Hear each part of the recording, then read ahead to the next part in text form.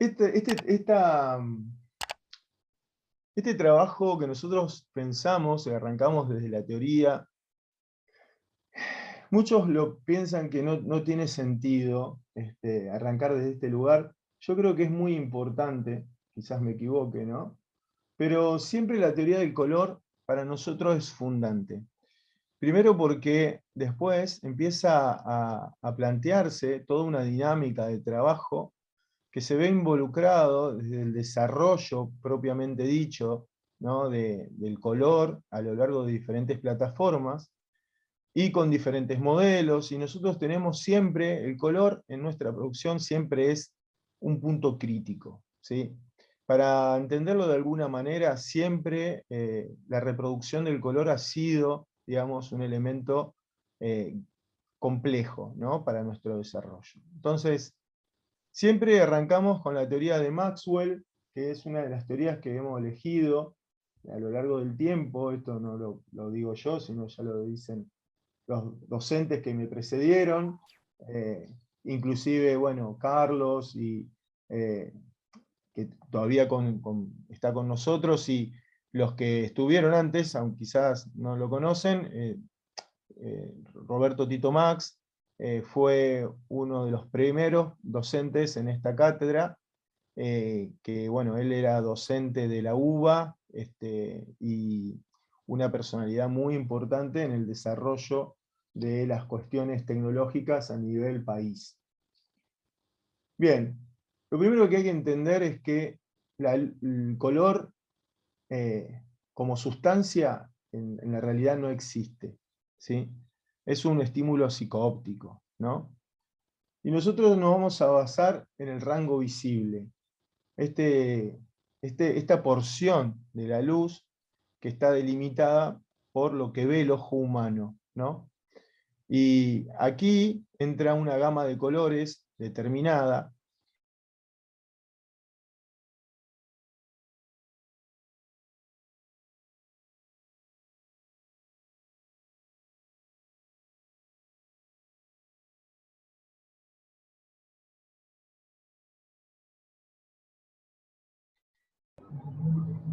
No se escucha.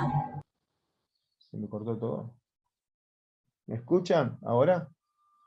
Sí, ahora Ahora sí. sí. Ahora sí. Sí, ahora sí. ¿Y no se mueve? Ah, sí, ahí se mueve. Se ve ahí, perfecto. Bueno, casi temblamos, ¿eh? Bueno, eh, bueno, lo primero es preguntarle a ustedes, ¿qué es esto?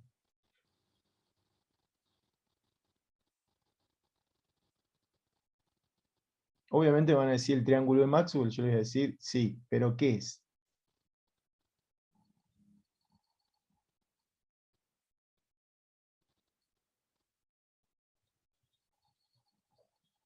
A ver qué me da. No importa si se equivocan. Acá nadie sabe todo, nada.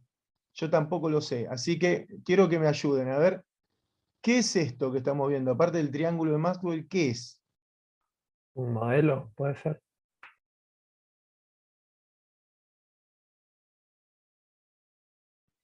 Un modelo de color RGB.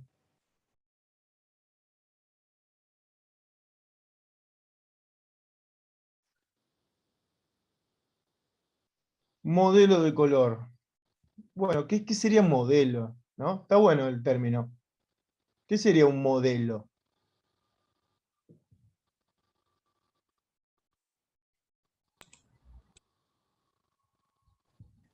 Sería como una estructura a seguir o a estar basado en eso. Muy bien, una estructura. Bien, excelente. Una sistematización también podríamos decir, ¿no? En la cual nosotros podemos clasificar.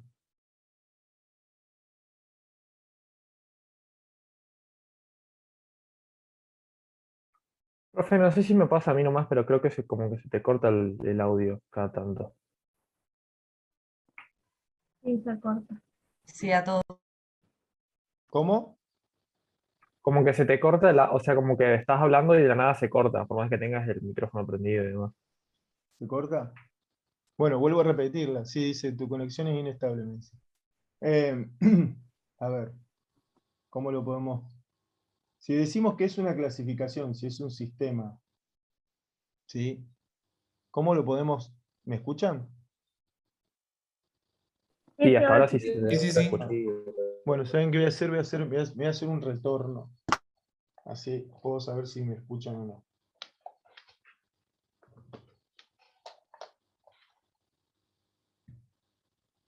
Bueno, dijeron que era como una especie de sistema, ¿no? ¿Para qué? ¿Qué es este sistema?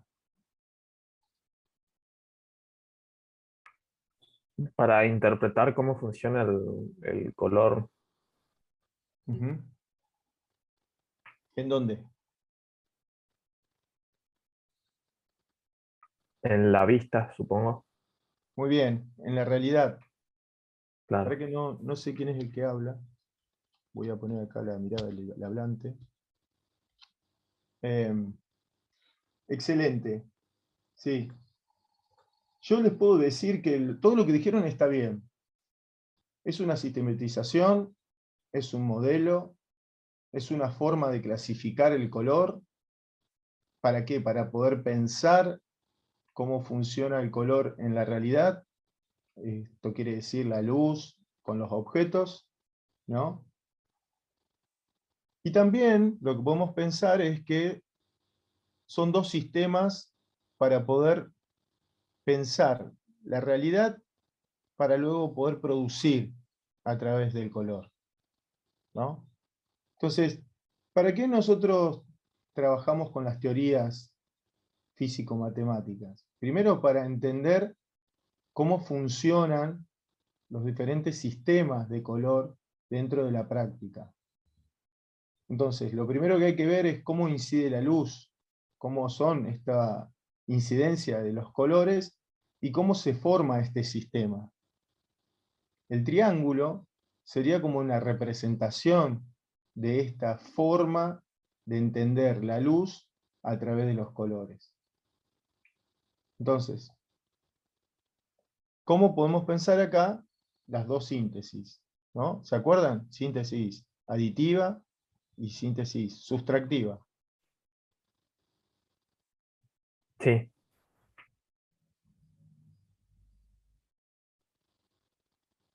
¿Cómo sería la aditiva? adiciona luz y la sustractiva sustrae luz. Muy bien, Parte del espectro, digamos. perfecto. Y adentro del triángulo, ¿cómo podemos relacionarlo? Y él toma los tres extremos RGB, digamos. Ujú, muy bien, Nicole. Verde, rojo, Azul y rojo. azul. Muy bien. ¿Esto qué son? Colores primarios. Colores primarios de la síntesis aditiva. Muy bien. Ujú. ¿Y qué son los otros colores? Por ejemplo, ven, sí, ven un poco mi cursor acá. ¿Qué sería este color? Ese violeta.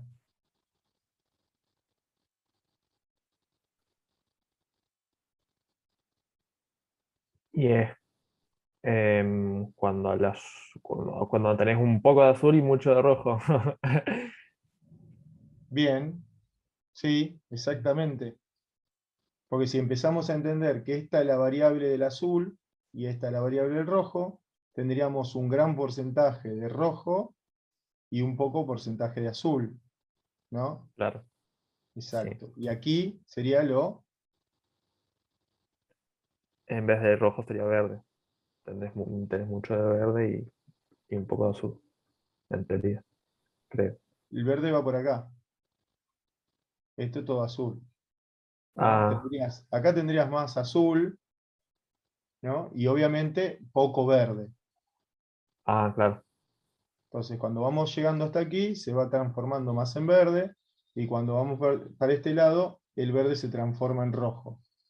Entonces, fíjense que los colores que están en la parte superior del triángulo son más relacionados con el verde, los que están en este rincón más relacionados con el rojo, y estos los más relacionados con el azul. Si lo dividimos a la mitad, tendríamos los colores, ¿cuáles? De la síntesis aditiva. Secundario. que Muy serían los bien, primarios de la secundario. sustractiva. Exactamente. Que a su vez, si pensamos en la sustractiva, sería lo invertido, ¿no? Serían los colores secundarios de la síntesis aditiva, serían los colores primarios de la síntesis sustractiva. Perfecto, hasta ahí vamos. ¿Cuáles son los colores secundarios? Cian, amarillo y magenta. Muy bien, ciano, magenta y amarillo. Excelente. Fíjense, acá tenemos el baricentro. Vamos para abajo, vamos a ver otro tipo de esquema. Tenemos la síntesis aditiva.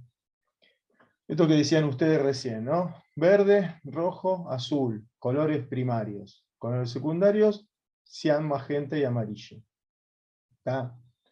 Siempre, esto recálquenlo por ahí, creo que ya lo saben, siempre que trabajamos teoría del color, trabajamos con luz. ¿Está? Trabajamos con luz. En la adición, o sea, los haces de luz se suman y se restan en función de la adición o sustracción. ¿Está? Aquí estamos trabajando la luz dividida en estos tres colores primarios que sumados, verde, rojo y azul, recompondrían la luz.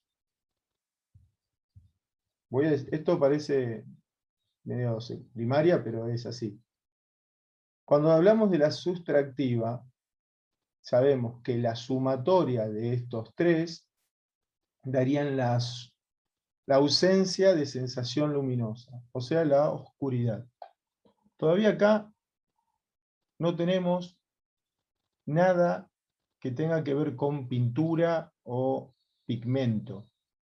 ¿Tá? Lo que hacemos es que los objetos absorben y rechazan luz. ¿Sí? En este caso, tenemos cómo serían las combinaciones.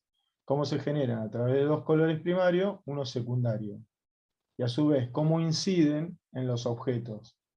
Qué parte del espectro electromagnético absorbe y cuál rechaza. Los que rechaza es lo que nosotros percibimos.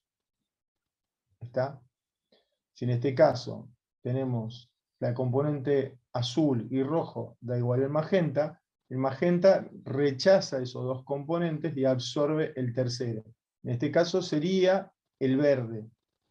Si volvemos al triángulo, el verde sería el opuesto al magenta. ¿Sí? Entonces, el magenta es el color complementario del verde en la síntesis aditiva. ¿Estamos hasta acá? Sí, Sí. ¿Alguien no entiende esto?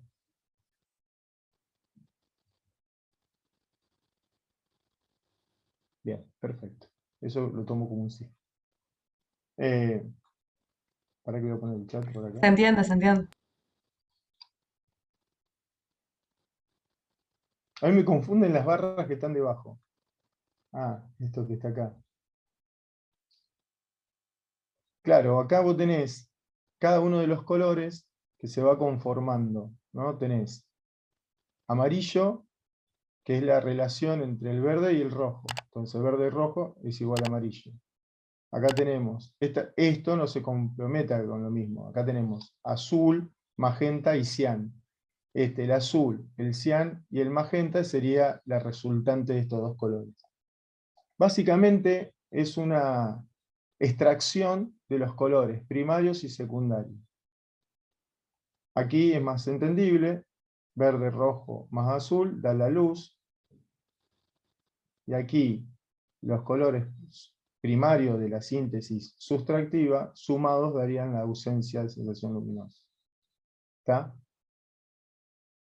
Lo más importante acá es entender que el complementario es el que me permite a cualquier color primario de cualquiera de las síntesis, sumado con un color secundario, me darían la luz.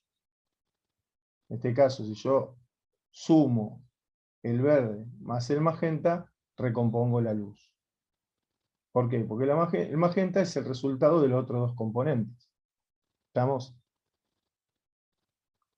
Esto sería igual el complementario en la síntesis aditiva y en la síntesis sustractiva. Lo que cambia es el orden.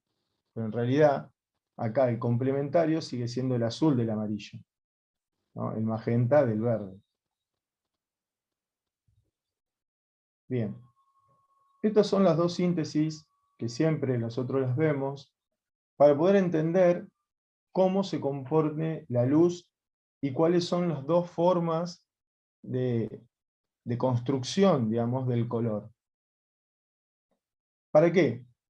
Primero, para poder estas teorías aplicarlas a diferentes acciones que tienen que ver con nuestro desarrollo práctico. Acá tenemos la síntesis aditiva, perdón, sustractiva, y esta es la aditiva. En una absorben y en las otras rechazan. Los usos. Y acá es donde estamos más complejos, ¿no? Que lo vemos un poco más liviano en Tecno 1, pero acá lo tenemos que ver mucho más fuerte. Nosotros vamos a tener una teoría que es aditiva, que es para aplicarla a todas las acciones que tengan que ver con colores luz. Ahí podemos tener cámaras fotográficas, pantallas, desarrollos de diseños web, diseños audiovisuales, bueno, todo lo que tenga que ver con pantallas van a tener que trabajar con una síntesis aditiva. El problema es la síntesis sustractiva, ¿no? Cuando nosotros empezamos a utilizarlo en la impresión. Acá el sistema que se generó hace varios años ya se llama cuatricromía o citocromía. Citocromía viene de célula. Cito es célula y cromía es croma. Esto, digamos, lo que nos representa es que con estos 4 colores nosotros vamos a hacer la mayoría de las reproducciones, ¿no? Aquí sí ya no son colores luz, sino son colores materiales. Aquí sí son tintas, en la aplicación de la síntesis sustractiva. Entonces, esto es un modelo distinto, ¿sí?, a la teoría. ¿Por qué se genera un modelo que no es igual? Porque en la aditiva dijimos, acá tenés rojo, verde y azul. Chau. Este es síntesis aditiva 100%. ¿Cuál es el problema acá? Bueno, acá hay una cuestión, que los pigmentos tienen deficiencias. No llegan a la saturación o los valores cromáticos que tiene la luz. ¿Está?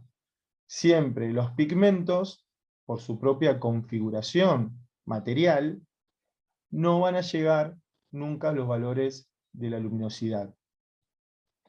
Entonces, ¿cómo se genera? Hay una adecuación del sistema sustractivo al sistema de cuatricromía, agregando una cuarta tinta. Porque teóricamente, con la teoría del color sustractivo, nosotros tendríamos que reproducir todos los colores con cian, magenta y amarillo. Pero la saturación de los colores y la deficiencia en los valores de luminosidad no van a ser los adecuados. Entonces, ese negro que se debería construir a través de la superposición de las 3 tintas, nunca va a ser una ausencia de sensación luminosa. Por ahí me pierdo porque... sí, porque no, porque tengo un retorno, me puse acá un auricular y por ahí me escucho con delay. Pero bueno. Entonces, ¿cómo es? Fíjense, acá para que no se confundan con el blue, ¿no? Se eliminó el black y le pusieron otro nombre que se llama K. Que básicamente el significado de eso es una llave, una clave, un color clave. ¿Mm? Esto es muy interesante porque en realidad el resultado de una buena reproducción del color va a estar dado por la inserción del negro, ¿no? De este cuarto valor que es una tinta. Entonces el key, van a ver que la constitución del desarrollo del color es más un ajuste y no una conformación. ¿Por qué? Nosotros vamos a tener dos protocolos que van a ser, digamos, que ya están estandarizados para la inserción de esta cuarta tinta. Uno es el GCR y el otro es el UCR.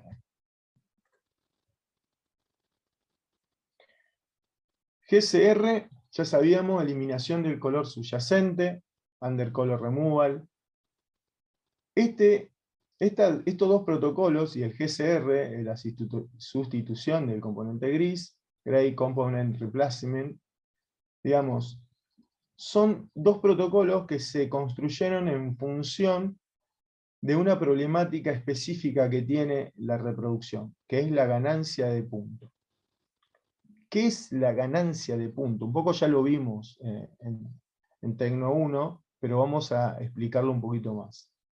La ganancia de puntos es cuánto ese punto de tinta, cuando se imprime, se expande.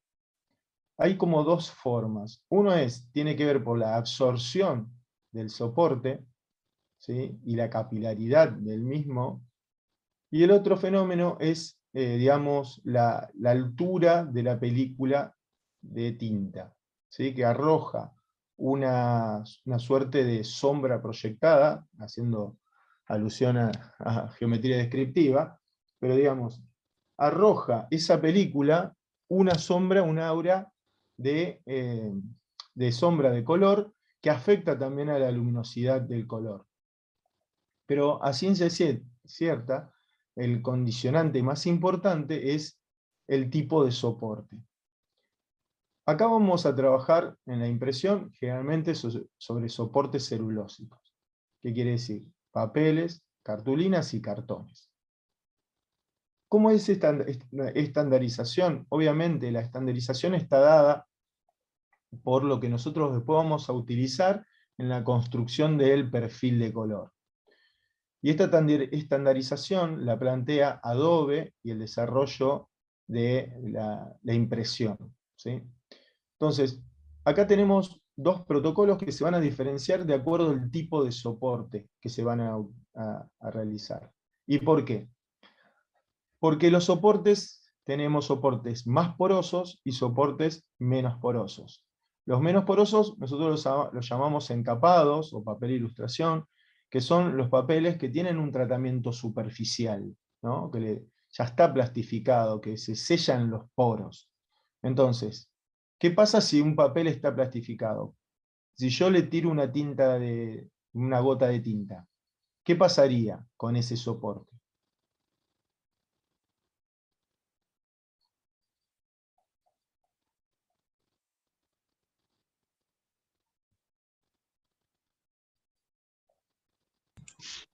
Plastificado como un nylon. Claro, nosotros estamos hablando de un papel que tiene un tratamiento superficial, en este caso un encapado, ¿no? Es una fina capa de plastificado, ¿sí? Que sella un poco los poros, ¿sí? Ese puede ser el que comúnmente se le llama papel ilustración, para mí es un error llamarlo así. ¿Y absorbe menos la tinta? ¿No? Muy bien, ahí está, Rosario Castro me dice, y también Fabricio, absorbe menos la tinta. ¿Por qué? Porque, como dijiste vos Justamente no es recién, tapa poroso. un poco los poros claros, es menos Muy poroso. bien. Y a su vez, el papel, al ser menos absorbente, la tinta se expande menos, ¿sí? Queda como más localizada. Sin poro no tiene humedad. Muy bien, también, excelente. Ese es el punto. Cuando son poco porosos y tienen un tratamiento superficial, también el papel absorbe poca humedad ambiente. Muy bien. ¿Rosario era? Rosario. Entonces, esa humedad que absorbe el papel ayuda muchísimo a la expansión de la tinta, ¿sí? Acuérdense que el sistema más utilizado en la impresión es el offset. Y el offset tiene las tintas base agua, como base solvente, pero básicamente con agua. Y el agua afecta muchísimo la impresión. Por eso es el único sistema indirecto, ¿no? Porque toda esa carga acuosa de agua no se le puede transmitir al soporte, ¿no? Porque haría un desastre en la impresión. Tiene que ver mucho con lo que es la ganancia de punto. A la inversa, podemos pensar en un papel altamente absorbente, ¿no? Ahí la capilaridad es muy grande, la tinta se expande mucho más, y esto, digamos, hace mucho más complicado el desarrollo del color. ¿Qué pasaría si todas las tintas se expanden mucho? ¿Qué piensan ustedes que puede ocurrir? Que se deforme el papel. Se deforma el papel, muy bien, puede ser. Bien, Sí, sí, se empasta toda la impresión, no bien, se ve nada, digamos. bien, Queda Santi, como una mancha. excelente. Muy bien, sí, muy bien, Bianca, también, excelente, se empasta, ese es el concepto técnico, ¿no? Obviamente se deforma, sí, muchas veces se trasluce al otro lado del papel, muchas veces podemos verlo en las impresiones, que del otro lado se puede ver un poco la tinta de lo que se imprimió de una de sus caras, y lo que es más complejo todavía es este empastado, que es un punto que debería dejar un poco de blanco para que el color se recomponga en un balance de gris, ¿sí? ¿Se acuerdan cuando hablamos de autotipía y cuando hablamos en el trabajo práctico también desarrollamos esta suerte de puntos? Los puntos, cuanto más carga tonal tiene, más grandes son los puntos, ¿no? Hasta llegar a un pleno total. Pero hay muchos colores, que generalmente son los medios tonos, donde tenemos un 50%, entonces el punto se compone en función del blanco del papel. ¿Qué pasa? Al absorber ese espacio blanco, un valor de 50%, en vez de tener un 50%, pasa a tener un 70%. Entonces ya la escala cromática empieza a elevarse, y los colores, en vez de ser más claros, empiezan a ser todo más oscuros, llegado a la sombra se empastan y queda todo un sangocho, ¿no? Entonces, el punto crítico acá son los medios tonos. Esto grábenselo siempre. Los medios tonos es la riqueza que tenemos dentro de una reproducción de la imagen. Bien, se genera una gran mancha, exactamente. Muy bien. Entonces, teniendo esta problemática de los soportes, digamos, el sistema se dividió en dos protocolos de inserción de tinta. Uno es Under Color Removal y el otro es el GCR, o Generation Composement Replacement. En realidad, el UCR, que es la eliminación del color subyacente, ¿saben qué quiere decir subyacente?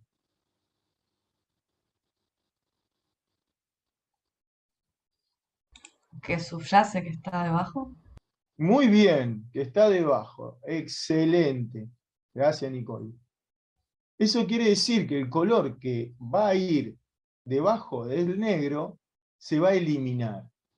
¿Y esto para qué? Para que generar una inserción del negro un poco más cuidada, o sea, que no se conforme con los otros tres colores, y darles menos carga de tinta a la impresión, ¿no? En cambio, la sustitución del componente gris, me gusta más decirlo así porque en inglés es un trabalengua para mí, fíjense que es otra forma de insertar el negro. Aquí tenemos porcentajes. ¿Y cómo es esto de los porcentajes? Bueno, acá lo que se va a hacer es agregar la cuarta tinta en relación a las otras tres.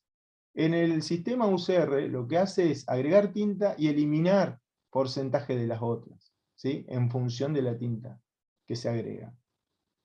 El GCR, a diferencia del UCR, busca generar una carga de tinta más enriquecida, ¿sí? Que tenga un poco más de saturación la película de tinta. Entonces, acá, si bien Photoshop tiene otras distintas, yo hice esta clasificación que es muy parecida, para que ustedes vean bien cómo serían. Digamos, para una curva suave, incorporaríamos 5% de negro y 15% de las otras tintas. O sea, se va a conformar digamos, la inserción de la tinta con componente de las otras. A la inversa, la fuerte tiene mucha más presencia de negro, o sea, de la tinta K, con respecto a las otras tres. Entonces va a haber menos de los otros tres componentes y más de la carga tinta negra. Una media es la que en igual porcentajes. Entonces, aquí la adición de la cuarta tinta se va a hacer en relación a las otras tres, ¿sí? A diferencia del UCR que solamente eliminaba el color subyacente. Entonces yo ahora le haría una pregunta. ¿Para qué creen o qué tipo de soporte es utilizado cada uno de estos protocolos? Pregunta de examen, podría ser.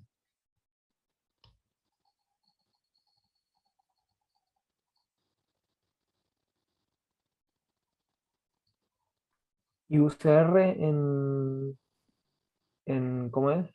En los papeles con el tratado, con el encapado, y GCR en los papeles tipo más de prensa y demás, ¿o no? ¿Por qué? ¿Por qué, Fabri? Porque los de prensa absorben más tintas y con el GCR estás usando más tintas. Pero si vos tenés un papel muy poroso, agregarle más tinta, ¿no sería más complejo? Claro, o Claro, sea, tenés si razón. Sería al un revés OCR entonces. es menos carga de tinta, sería para los papeles más porosos. Claro. Muy bien, claro.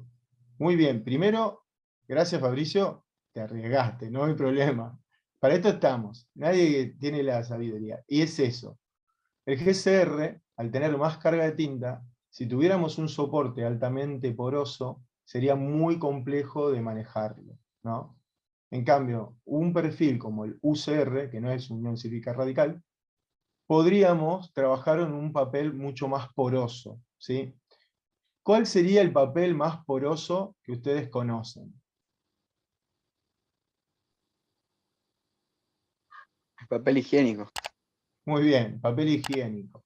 Es dificilísimo imprimir en papel higiénico, pero algo muy parecido, si bien es pasta mecánica, sería el papel de diario, ¿no? Altamente poroso, sin tratamiento superficial, pasta mecánica 100%, ¿no? Con muy poco blanqueo, o sea que ni siquiera tenés un gran porcentaje de color blanco. Entonces, el UCR, por ejemplo, sería un perfil ideal para una reproducción del color en un papel de diario, ¿no? O en un papel similar al diario también podríamos ver, ¿no? Tendríamos una obra primera con poco tratamiento superficial, también podría ser utilizado. El GCR sería el modelo exclusivo para trabajar, qué lindo, modelo exclusivo, para utilizar en soportes encapados, ¿no? Con mucha carga de tinta. ¿Por qué? Porque el soporte no absorbe, entonces el control que podemos hacer del color es mucho más exacto.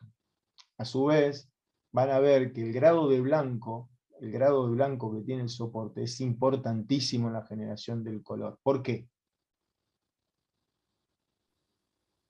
Y porque si no las tintas, si vos no las estás poniendo sobre un soporte blanco, es como que es de la teoría, digamos, no tiene sentido porque el soporte blanco, al agregarle las tintas, vos estás haciendo que esas tintas, que el papel chupe la luz, digamos. Y si Muy el soporte bien, no es blanco, como que es más oscuro, entonces es como que tiene más color, chupa más, todos los colores se oscurecen. muy bien. O sea, si vamos, está perfecto lo que decís. Falta un poquito de precisión conceptual. Pero en realidad, entonces, ¿el papel qué sería? El El papel es el emisor de qué? fondo, los colores La van luz, a estar compuestos de los pigmentos de las tintas y del color de base del soporte. Claro, exactamente. Si vos le estás restando luz, si vos ya tenés, o sea, el papel sería el emisor de luz, ¿no? Para nosotros es el componente lumínico.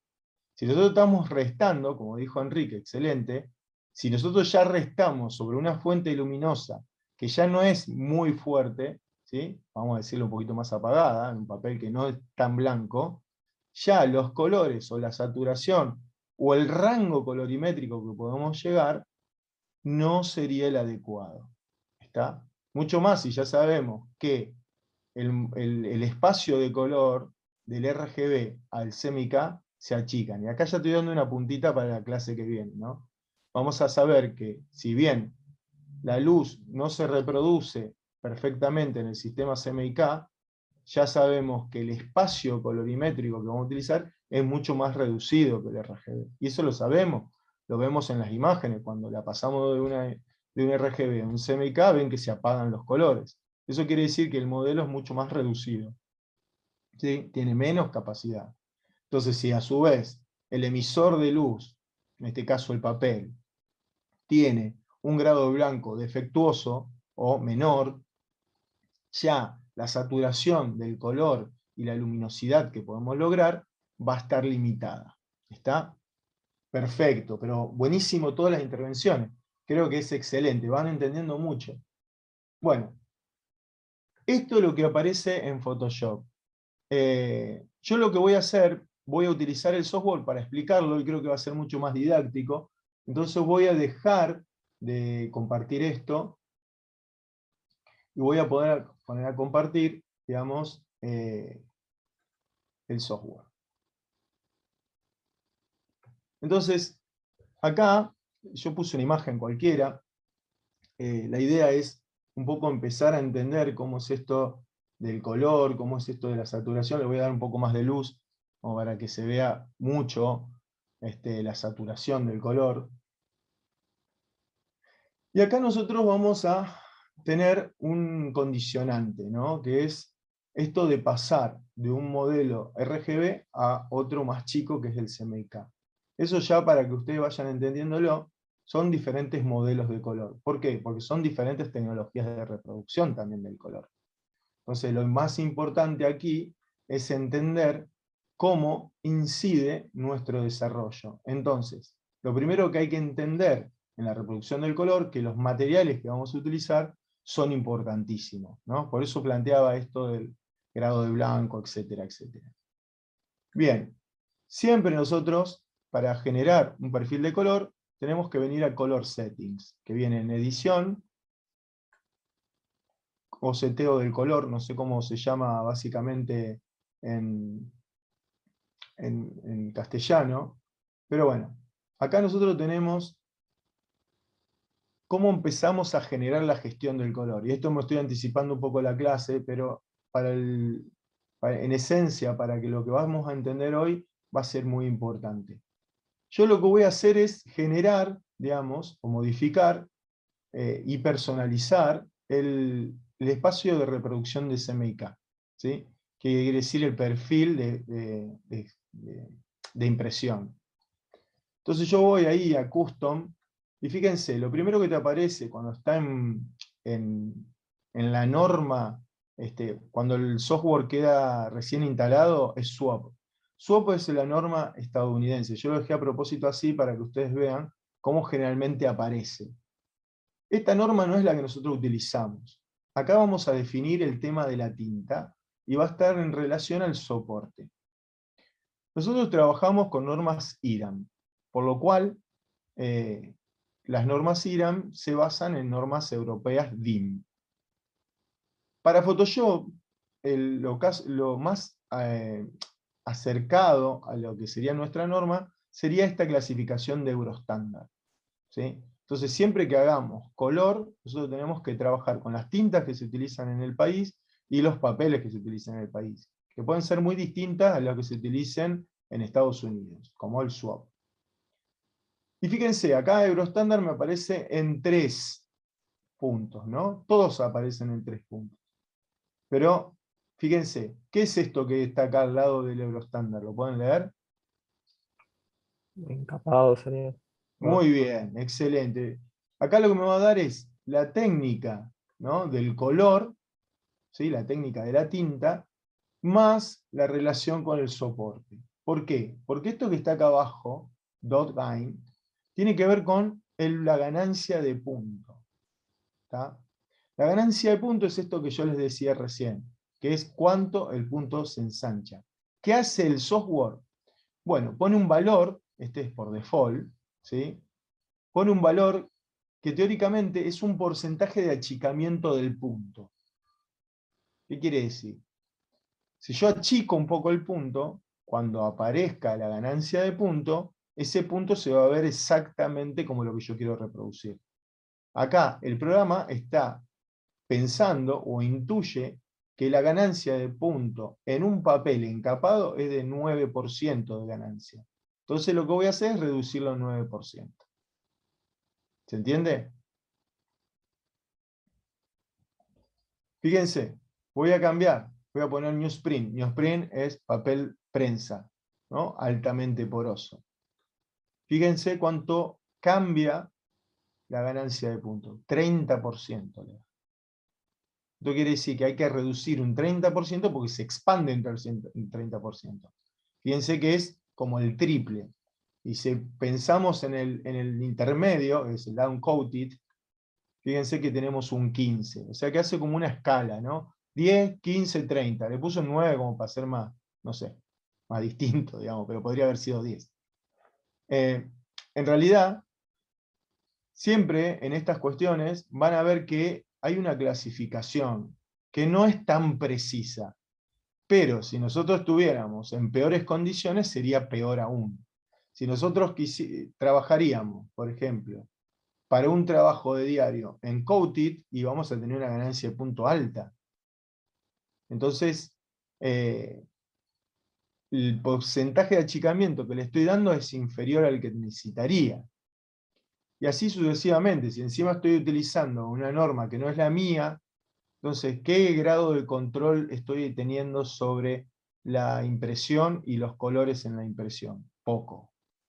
Entonces, lo importante es, por lo menos, empezar a ajustar todos estos parámetros para tener más control en lo que es todo el sistema de generación del color. Bien, vamos a dejarlo ahí en el estándar. Es más, si nosotros conocemos por ahí el taller y vemos que esto es excesivo, podemos trabajar y esto se personaliza. Yo le puedo poner 3, 5 de ganancia de puntos. Depende cuál es el conocimiento que yo tenga, y obviamente del sistema. Claro, Acá ponele, si el tenemos, papel está medio húmedo, le pones como, le calculás eso también. sí, sería como, nosotros siempre vamos a pensar que el papel está perfecto. Pero bueno, si vos, por ejemplo, sos alguien que conocés el estado del papel, algo que, por ejemplo, vos estás trabajando en la preprensa, y vos decís, mirá, este papel es viejo, entonces ahí sí, claro, vos decís, vamos a tener una ganancia de puntos mucho más alta. Entonces acá le ponés 10, le ponés 13, no sé. Entonces ahí les va a achicar mucho más, porque sabés que ese papel tiene un grado de humedad alto.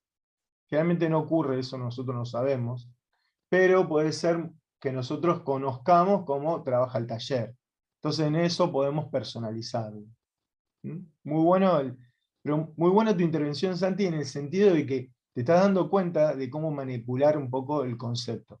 Genial. Acá abajo tenemos cómo se hace la separación, ¿sí? Y obviamente acá, fíjense, separación option tiene que ver cómo se ingresa la cuarta tinta, ¿no? Y acá lo plantea como formas de separación.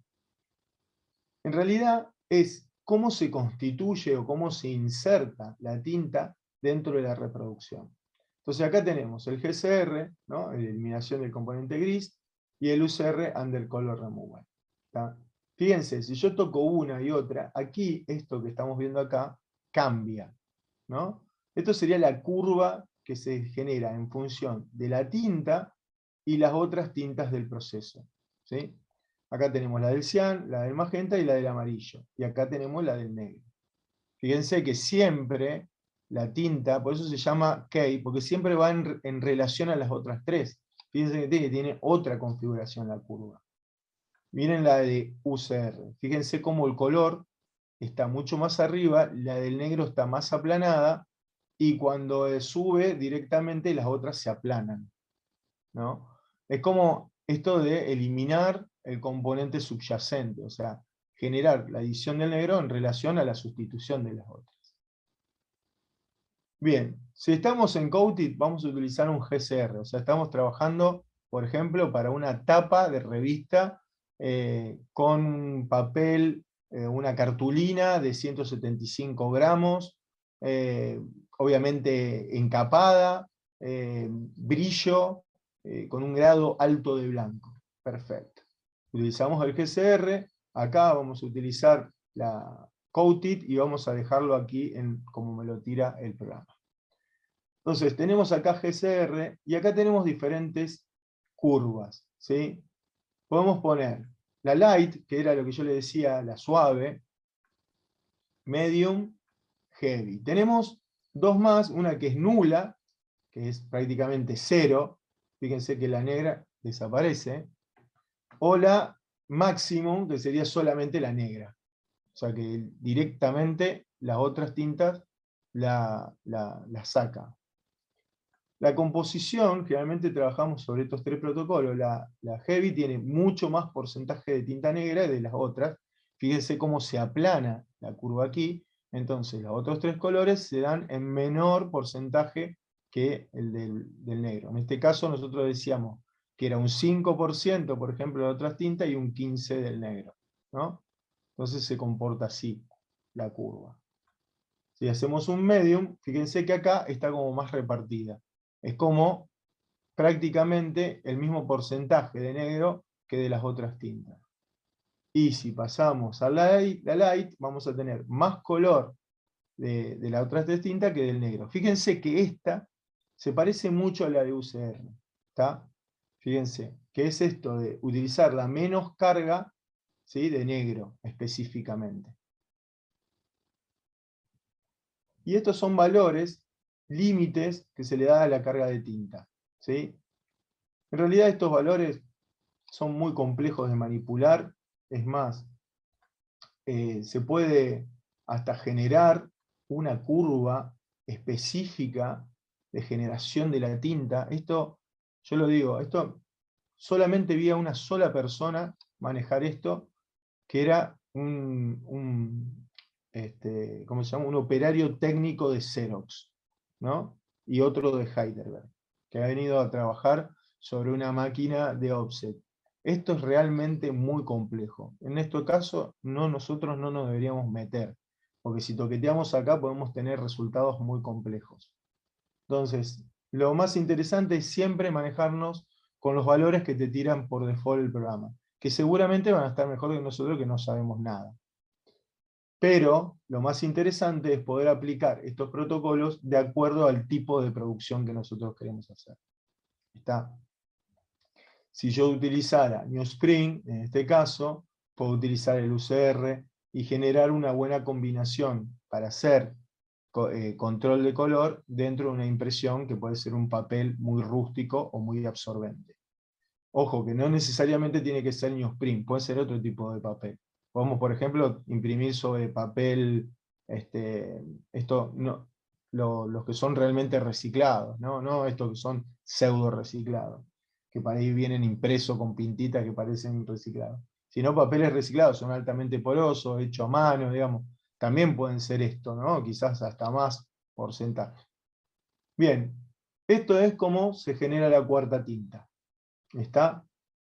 Si nosotros damos OK, bueno, podíamos personalizarla, perdón que no lo hice, pero básicamente acá le podemos poner el nombre que queremos. Yo le había puesto Pirulito, no sé qué cosa.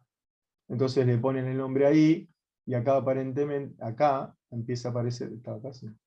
Acá aparece el nombre que nosotros les pongamos, ¿no? Si lo salvamos, en este caso, le ponemos Pirulo, va a aparecer Pirulo. Entonces, acá ya tenemos nuestra composición CMYK para nuestro perfil. Si lo queremos cambiar, tenemos estos que son ya perfiles establecidos, ¿sí? No sé si se acuerdan, el año pasado, no sé si estuvieron también, pero bueno, hicimos las TECHI, las primeras TECHI, que son como unas jornadas, nosotros lo llamamos de vinculación con diferentes profesionales de la reproducción gráfica y todo lo que es la parte de impresión.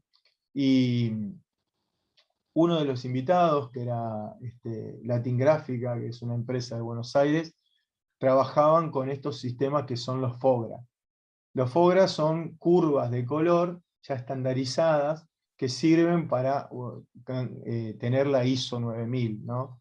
En el caso también habíamos invitado a Skolnick, que es una empresa internacional de aquí de la ciudad, que trabaja con producciones de exportación, básicamente packaging, y ellos también trabajaban con la línea FOGRA, ¿no? Como para saber, porque si nosotros decimos, bueno, a ver, el taller tal, ¿con qué trabaja? Y mira, trabajamos con FOGRA 39, listo. Yo ya acá tengo la curva que me están pidiendo ahí, si esta es la que ellos utilizan.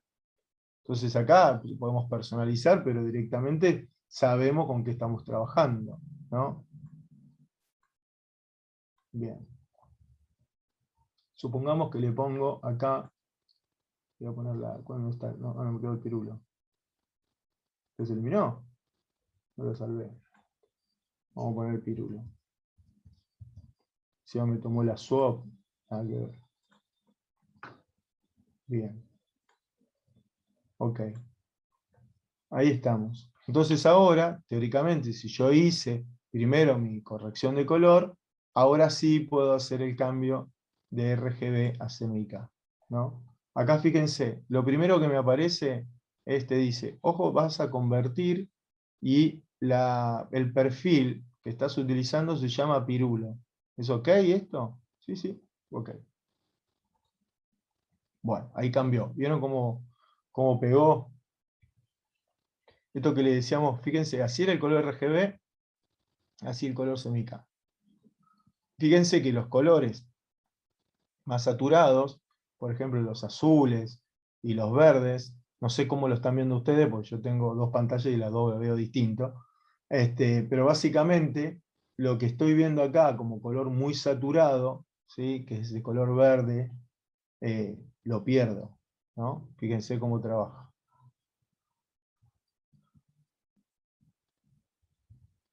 Inclusive hasta la sombra, fíjense que la sombra cambian de color. Ahí está en CMYK, así está en RGB. Esto tiene que ver cómo impacta la luminosidad del espacio de color que estamos utilizando. Por lo menos hasta ahí lo que vimos de la clase. Voy a volver a compartir la clase, así terminamos un poquito la aplicación. Y bueno, ya acá tenemos otra forma de ver el tema de la composición del color. Esto es un poco un juego que le hicimos hacer a ustedes, y es un poco para pensar cómo se conforman los colores. Cuando nosotros trabajamos en una producción para impresión, tenemos que trabajar con el modelo de color que corresponda. He visto que por ahí, dependiendo del lugar donde trabajan, vamos a hacer a ver distinto. ¿Cómo manejan el color ustedes cuando diseñan? ¿Utilizan Pantone, por ejemplo?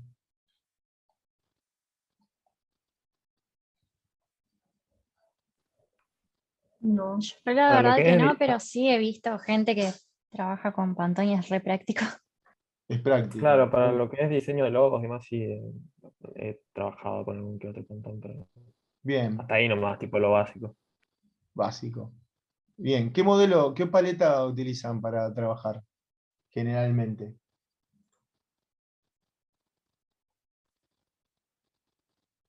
Y yo siempre intentaba elegir alguna sin encapar. Ujú. ¿Utilizan qué? Vos, Fabricio, ¿qué trabajás? ¿En Illustrator o en Corel? Illustrator. Muy bien. ¿Vos utilizás la paleta que generalmente te viene? ¿De ¿De las color? muestras me decís vos? Sí, sí. Sí, sí, claro. Bien. ¿Nunca les pasó empezar un proyecto, por ejemplo, para hacer un banner para web y utilizar una A4 y trabajar en el espacio de color de impresión?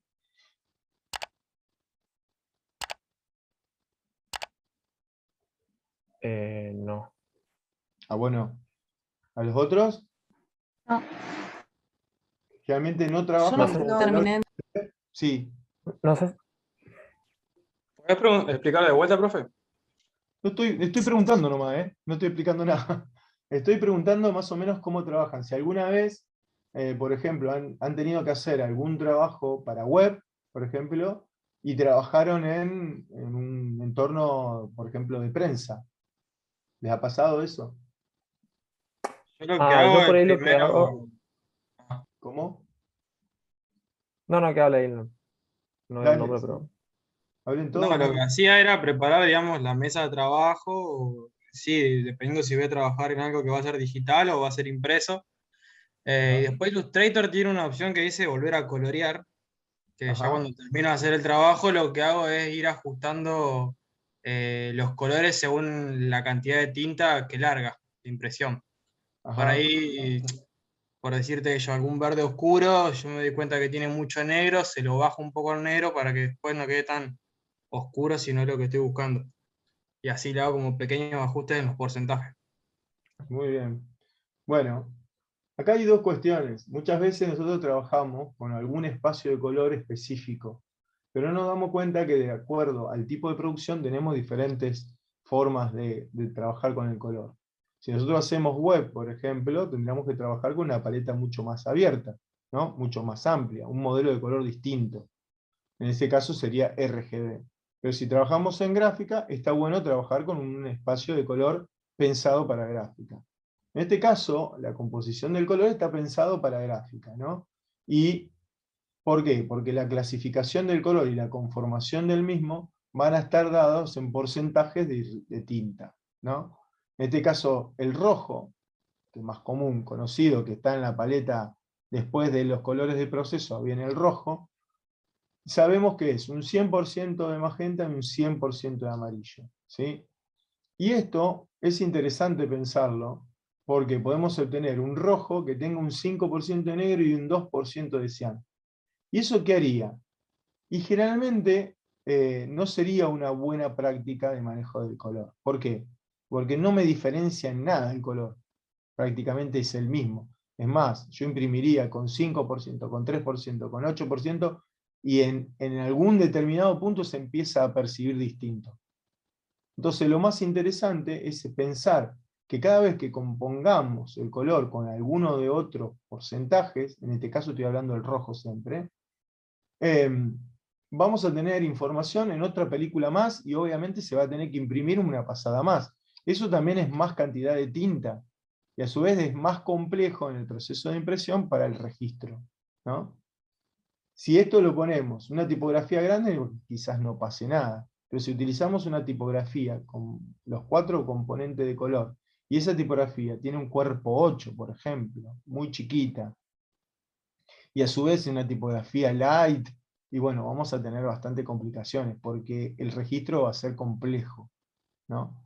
Entonces es interesante empezar a pensar los colores a través de los porcentajes de tinta. Es un buen ejercicio que el diseñador tiene que hacer cuando trabaja en prensa, ¿no? O trabaja para una producción gráfica. Si no trabaja para una producción gráfica, por ejemplo, tiene una producción tipo web, tenemos que trabajar con un modelo que se llama HAX. Este modelo, para que ustedes entiendan, es un modelo que se basa en el espacio de color RGB. Entonces, los modelos RGB, y sigo con la línea de Illustrator, van a ver que tiene 255, de 0 a 255 el porcentaje, ¿no? De color de tinta. Entonces, con solamente los componentes numéricos no alcanzan para poder abarcar toda la gama cromática del RGB.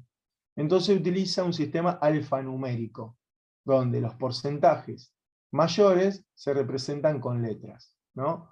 El FF, por ejemplo, sería el máximo valor que tiene de saturación de ese color en la composición. Entonces, tiene este orden, fíjese que sigue manteniendo, es una aplicación del modelo aditivo. Entonces tenemos RGB. Y la conformación del color se va a dar de acuerdo a estas combinaciones alfanuméricas, ¿sí? Vamos a tener del 0 al 99 y 6 dígitos, ¿no? Son 6 dígitos que combinan letras y números. Obviamente, aquí lo que siempre vamos a utilizar es una nomenclatura para poder hacer las diferentes variables de tonalidad en cada uno de los colores. Entonces, en rojo tenemos del 0 al 255. El 255 va a ser FF. El 0 va a ser 00. Acá está. Este es el valor máximo. Fíjense, el color blanco es FF, FF, FF. ¿Por qué? Si volvemos a la teoría del color, la síntesis aditiva, la sumatoria de los tres componentes dan la sensación luminosa, ¿no? La luz. En cambio, si vamos al sustractivo, el restarle, ¿sí?, los tres componentes da la sensación de ausencia luminosa, el negro. ¿Se entendió? Sí, sí, se entendió bien. Es complejo, pero lo que a nosotros nos interesa es entender por cómo se configura, qué es este código, de dónde surge. Obviamente el color Hertz es una forma, una nomenclatura que se utiliza para clasificar un color RGB. Entonces, estos colores web es una aplicación más del color aditivo, ¿sí? Entonces fíjense, acá tenemos, estos colores están en porcentajes RGB. Y acá tenemos los valores expresados en Hertz, ¿no? Si tenemos 0, 0, 0, 0 y solamente componente rojo 255, que es el máximo de expresión, el 100%, tendríamos FF 0000. ¿Tá? Y acá tenemos los colores sustractivos. Fíjense, si vamos a la síntesis aditiva, el RGB se formaba con el azul y el rojo. Entonces tenemos 255 de rojo y 255 de azul. Entonces tenemos FF, 00, FF. ¿Está? Y así. Entonces empiezan a generar valores intermedios, ¿no? En función de los porcentajes y los valores. Entonces si tenemos, acá tenemos un porcentaje alfanumérico que tiene que ver con Hertz, y acá tenemos con RGB. Entonces a tanto porcentaje de RGB de un componente azul con un componente rojo, ¿no? Otra aplicación del sistema sustractivo. Pantone. Esto sabemos que para clarificar bastante este desarrollo, el color Pantone siempre ha sido una guía para venta de tintas, ¿sí? Pero que hoy, con el tiempo, se ha transformado en un sistema de comunicación del color. ¿Qué quiere decir eso? Quiere decir que muchas veces nosotros comunicamos determinado color a través de estos códigos. Entonces, trascendió básicamente el origen de la tinta Pantone, ¿sí?, el sistema específico, para transformarse casi en una especie de canon o estructura básica para el desarrollo y la reproducción. Hoy sabemos que todo taller trabaja con colores Pantones, ¿sí? La mayoría trabaja con colores Pantones. Entonces, lo importante aquí es cuando pensamos, hoy decían, sí, trabajamos con colores Pantones para hacer diseño de marca. Buenísimo. Claro, porque ahí tenemos que tener un color institucional. Entonces, elegimos un color Pantone y es lo mejor para cuando decimos, bueno, esta marca tiene que tener este color. Vamos al taller y le decimos, este es el color. Y ellos van a preparar una tinta específica con ese color. Y teóricamente, si siempre reproducimos el mismo color, siempre va a tener que ser el mismo color, ¿sí?, impreso. Hoy, obviamente, RGB ya ha trascendido la parte de sistema de prensa, y hoy también tenemos, digamos, en la suite de Pantone, tenemos valores en RGB y en HTML. También, esta cuestión de la comunicación del color, ver cómo se va a ver plasmado el desarrollo de estos colores. Y utilizamos, obviamente, cartas que teóricamente nos da una reproducción exacta de ese color, ¿sí?, o parecida. Entonces, es muy interesante cuando se hace procesos de marca o desarrollo de identidad, que nosotros tenemos que armar una paleta de colores, ¿no?, donde este color va a mutar independientemente de los procesos que sean utilizados para la reproducción. Entonces, lo más interesante es en pensar en un color que pueda ser replicado en todos los sistemas, ¿no? Porque si no si tenemos un color RGB altamente luminoso, cuando tengamos que imprimirlo nunca vamos a lograr el valor exacto. Podemos utilizar un Pantone, pero en muchos casos puede ser muy costoso. Entonces hay que ver, porque podríamos hacer un CMYK más un color Pantone, no es imprimir una tinta, es imprimir a 5 tintas, ¿no? Entonces, bueno, ahí sería cómo manejamos nosotros la reproducción del color. Obviamente, siempre también se utiliza muchas veces para poder pensar el color o ver cómo va a quedar impreso el color que yo estoy pensando. Entonces hay cartas Pantone que vienen con los porcentajes de tinta, ¿no? Dice, bueno, este color Pantone P48/9U, el U tiene que ver con el tipo de papel, ¿no? Este es un coated, que quiere decir sin encapar. Estoy haciendo un 42, un 39 de amarillo, o sea, si entendemos acá sería como un naranja, pero con un 5% de negro se transforma en este color terracota, digamos, que eleva un poco el porcentaje, ¿no? Entonces aquí nosotros podemos conformar un color similar a este Pantone, y ya estamos generando la cuatricromía de ese color, ¿no? La descomposición. Bien, ¿cómo se utilizan las paletas? Bueno, todos los software hoy utilizamos, podemos elegir, digamos, paletas donde trabajar. Obviamente esto que les preguntaba hoy al principio es un poco para que ustedes piensen, y también para que ver cómo muchas veces trabajan, de cómo es la decisión del espacio colorimétrico a la hora de arrancar un trabajo. Es importantísimo, ¿no? Si yo voy a hacer un diseño web, tengo que pensar en un área de trabajo de ese tipo. Hoy los diseñadores, en un gran porcentaje, nos dedicamos a diferentes ramas, ¿no? Trabajamos diseño web, por ejemplo, diseño multimedial, trabajamos también en gráfica. Depende mucho cómo es también el anclaje que uno tiene al mercado, ¿no? O cómo uno se posiciona dentro del mercado, y obviamente qué tipo de trabajo podemos acceder. Pero hoy nosotros tenemos, digamos, la capacidad, nuestro título nos habilita a poder hacer todo este tipo de trabajo, ¿no? Bueno, me detuve un poquito porque la capacidad es relativa, ¿no? La carrera no nos perfila para cualquier tipo de trabajo, pero sí hay un conocimiento que podemos acceder, obviamente, fuera de la academia, ¿no?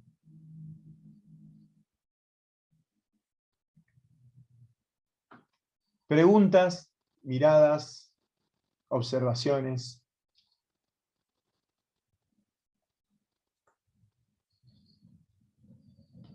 Lo dejé mudo, che. Demasiada información junta. ¿Y eso qué es light? La tratamos de hacer light, pero me parece que era interesante aplicarla de otra manera, ¿no?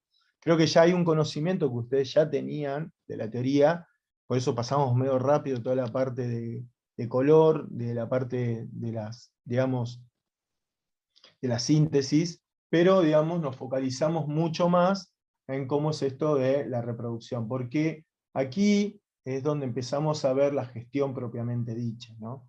Nosotros en Tecno2 se acerca mucho a lo que es la práctica, ¿sí? En las cuestiones tecnológicas. Por eso estamos metiéndole tanto software y tanto desarrollo que tiene que ver con lo conceptual, pero con un fuerte anclaje hacia la propia práctica que construimos. La clase que viene van a ver que todo lo que esto empezamos a ver se va a potenciar mucho más, vamos a ver otras formas de manejar el color, y cómo ese color debería impactar nosotros en diferentes software que trabajamos.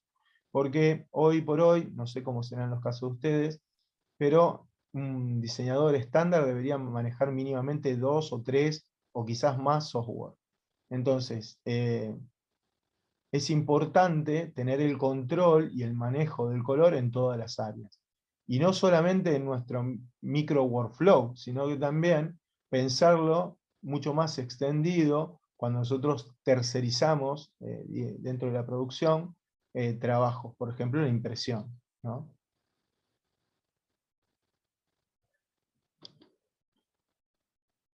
Bueno, Yo tengo una pregunta, profe. sí, sí, Fabio. Cuando, por ejemplo, en Illustrator creas, justo con lo que preguntaste hoy, se me ocurrió que esto sí me ha pasado a veces, por el tema de las entregas de los trabajos y demás, que por ejemplo te piden en tamaño, cierto trabajo te piden la presentación en tamaño A3, ponele. Yo selecciono el archivo en el preseteado de impresión de A3 y cambio, por ejemplo, el modo de color de RGB a CMYK, Ujú. o al revés, de Sí, CMYK a RGB. sí, Bueno, y lo que me pasa es, por ejemplo, que me sale un llamado de atención que me dice el modo de color elegido es diferente del espacio de color definido por el perfil de documento. claro. Ahí tiene que ver, muy interesante tu pregunta. Mirá, te voy a demostrar algo. Vamos por acá. Vamos a poner por acá. Nosotros cuando generamos acá en Photoshop, ahí está. Cuando nosotros generamos acá un porcentaje de color, fíjense en el CMYK, trabajamos lo que se llama un perfil de color. Y acá ya me introduzco un poco a lo que sería la clase que viene. Pero la pregunta que vos haces es esta. Digamos, yo estoy tratando de cambiar el color y hay un perfil que yo tengo en la computadora, muchas veces consciente o inconscientemente definido, ¿sí? En este caso, yo puedo tener, por ejemplo, yo tengo un perfil ya que utilizo para un determinado tipo de trabajo, y este lo planteo de acuerdo a los recursos que voy a trabajar. Entonces, muchas veces, cuando yo tengo que empezar a producir un trabajo, yo sé que muchas veces la dinámica que nosotros tenemos en taller o en la propia práctica de la carrera es como bastante caótica y desordenada. Creo que es interesante a la hora de producir que uno genere primero cuáles son las condiciones que vamos a empezar a trabajar. Entonces, lo primero que debo definir es un perfil de color. El perfil de color me va a ayudar a mí a poder manejar los colores a través de los diferentes dispositivos. Entonces, cuando vos hagas un cambio, en este caso lo que vos estás haciendo, cambiando en Illustrator algún modelo de color, hay algo que está entrando en conflicto con tu perfil, ¿sí? Porque Illustrator, como Photoshop e InDesign, pueden trabajar con los mismos perfiles, ¿sí? Esto se llama gestión del color. Lo podemos vincular a ese perfil de color y utilizar el mismo en las tres áreas. Es más, tendría que ser así. Entonces vos trabajás el mismo color en Photoshop, o sea, de la misma manera el color en Photoshop, lo haces en InDesign y lo haces en Illustrator. El problema es cuando vos tenés un perfil en un lado, un perfil en otro perfil en otro. Entonces lo primero que generás es conflicto, ¿sí? Porque no hay una unificación. Entonces el programa te va a decir, pero acá vos estás cambiando la forma de ver el color, ¿por qué lo haces? Entonces, estas cuestiones tienen que ver con la organización que nosotros tengamos. Y esto es un poco lo que vamos a ver la clase que viene, que es gestión del color. Es decir, bueno, nosotros necesitamos definir parámetros para que el color se comporte de la misma manera, estemos en el software que estemos y estemos en la máquina que estemos. ¿Se entiende? Entonces, antes de hacer una modificación, fíjate si ya definiste el perfil, bueno, si ese perfil ya no te contempla en la producción. Si no, ahí ya estaríamos complicados, ¿sí? Porque cuando nosotros definimos acá el perfil, lo primero que hacemos es definir el modelo de RGB. Mirá todos los modelos que tenemos. Vos podés utilizar cualquiera de estos y cualquiera va a generar un conflicto si son distintos. ¿Tá? Entonces, lo más importante es decir, bueno, ¿cuál es mi RGB? ¿Cuál es el modelo que voy a utilizar para chequear o ver el color en pantalla? Entonces, acá yo defino. Puedo utilizar, generalmente, la mayoría de las veces, utilizo el perfil que viene, digamos, de fabricante, ¿no? En este caso, del monitor. Entonces ahí ya tendría ajustado bastante, digamos, el color que estoy viendo en mi pantalla. Pero después ya eso es harina de otro costado. Pero básicamente es así como uno lo tiene que definir. Generar un perfil para ese determinado tipo de trabajo y replicarlo en todas las herramientas. Claro, a mí por defecto creo que me viene el RGB, sRGB y el SMYK, el perfil, me viene en Coated Fogra Ujú. y todos los numeritos, así que siguen después Claro, me bueno, acuerdo. cuando vos cambies el perfil en Illustrator, tratá de que sea el mismo. Entonces ahí ya no vas a tener problemáticas. Ah, claro, claro, claro. En ese caso es sRGB, me dijiste. Bien, ese es el que tenés Sí. que utilizar. Para que sea lo mismo. Si no, empieza en conflicto. Decir, bueno, estás cambiando el perfil acá. ¿Cómo va a ver el color? Ahí lo va a ver de una manera, acá lo va a ver en otra. Y muchas veces, nosotros también, cuando trabajamos una imagen que no es nuestra, también tenemos que programar dentro de los software cómo queremos de que los perfiles sean tratados. Por eso no me quiero adelantar mucho porque es mucho más complejo, pero lo más interesante es que me pregunte qué quiero hacer con los perfiles que vienen. Si los quiero eliminar, quiero convertirlo al que yo tengo, ¿no? Ahí ya tomé una toma de decisión. Siempre en estas cuestiones tecnológicas, lo más importante es que cuanto más conocimiento tengamos sobre la herramienta, mejores van a ser las decisiones que tomemos. Y es por eso que damos esta materia que es tan engorrosa y mucha gente la odia, porque encima está el miércoles a la siesta, pero aparte porque es eso, digamos, muchas veces trabajamos con herramientas que no las conocemos. Entonces, es importante empezar a tener yo digo que es un criterio de cómo utilizar la tecnología.